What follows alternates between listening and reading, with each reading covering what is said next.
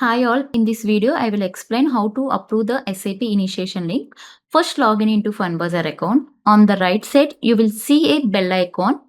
Click on that and you will receive a partner initiation transition notification. Click on that and click on action button and check all the information such as SAP date, amount. If you need to change anything, use the option to modify the details. To continue, please select the terms and condition and click on save and continue and select the mandate option.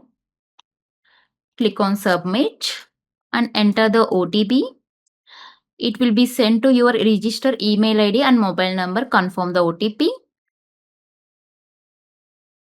Confirm OTP. Are you sure? Want to confirm this transaction? Click on yes. If you want to make the first purchase immediately, you can proceed by clicking yes and you will receive the multiple options, payment options. First one, net banking. If you have the net banking login details, go through net banking. Next, easy pay using OTP. Just enter the OTP. It will be deducted within 24 hours. Amount will be deducted in 24 hours. Next option, UPI.